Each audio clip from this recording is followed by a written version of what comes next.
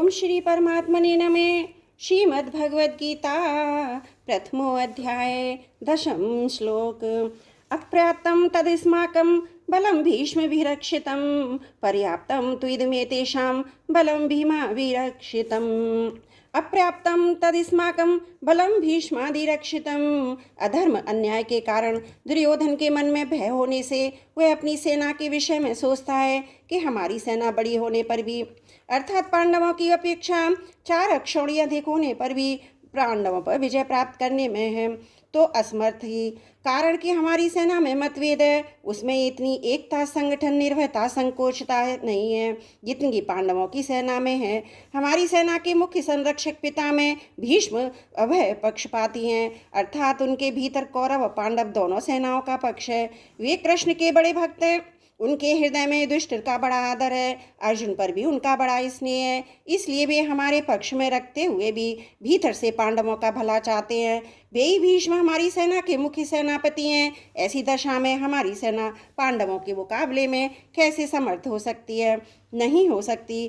पर्याप्तम त्विदमेतेषां बलम भीमाभिरक्षितम। परंतु यह जो पांडवों की सेना है ये हमारे विजय करने में समर्थ है, कारण कि इनकी सेना में मतभेद नहीं है, प्रत्युत सभी एक मत होकर संगठित हैं। इनकी सेना का संरक्षक बलवान भीमसेन है, जो कि बचपन से ही मेरे को हराता आया है। ये अकेला ही मेरे सहित 100 भाइयों को मारने की प्रतिज्ञा कर चुका है, अर्थात ये हमारा नाश करने पर तुला है। इसका शरीर वज्र के समान मजबूत है, इसको मैंने जहर पिलाया था तो भी ये मरा नहीं। ऐसा ही भीमसेन पांडवों की सेना का संरक्षक है, इसलिए सेना वास्तव में समर्थ और पूर्ण है।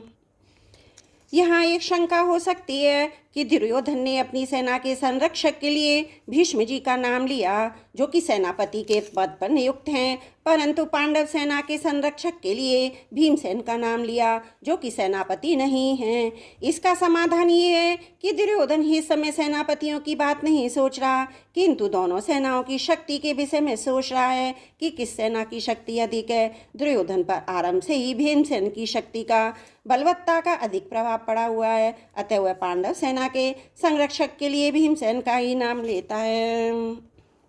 विशेष बात, अर्जुन कौरव सेना को देखकर किसी के पास न जाकर हाथ में धनुष उठाते हैं। गीता पहले अध्याय का 20वां श्लोक पर दुर्योधन पांडव सेना को देखकर द्रोणाचार्य के पास जाता है और उनसे पांडवों की व्यूह रचना युक्त सेना को देखने के लिए कहता है। इससे सिद्ध होता है कि दुर्योधन के हृदय में भय बैठा हुआ है।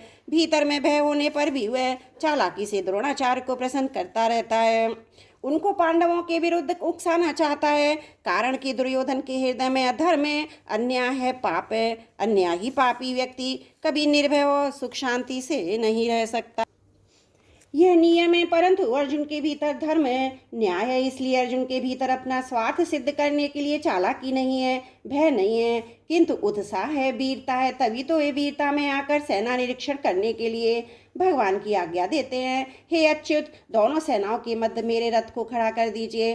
पहले अध्याय की 21वां श्लोक इसका तात्पर्य है कि जिसके भीतर नाशवान धन संपत्ति आदि का आश्रय आदर है, जिसके भीतर अधर्म है, अन्याय है, दुर्भाव है, उसके भीतर वास्तविक बल नहीं होता, वह भीतर से खोखला होता है और वह कभी निर्भय नहीं होता। परंतु जिसके भीतर कभी भयभीत नहीं होता, धर्म का पालन है, भगवान का आश्रय, वह कभी भयभीत नहीं होता, इसका बल सच्चा होता है, वह सदा निश्चिंत और निर्भय होता है। अतः अपना कल्याण चाहने वाले साधकों को अधर्म, अन्याय आदि का सर्वदा त्याग करके एकमात्र भगवान का आश्रय लेकर भगवत प्रीत्यर्थ अपने धर्म का अनुष्ठान करना चाहिए। भौतिक संपत्ति को महत्व देकर और संयोगजन्य सुख के प्रलोभन में फंसकर कभी अधर्म का आश्रय नहीं लेना चाहिए, क्योंकि इन दोनों से मनुष्य कभी हित नहीं होता, प्रत्युत अहित ही होता है।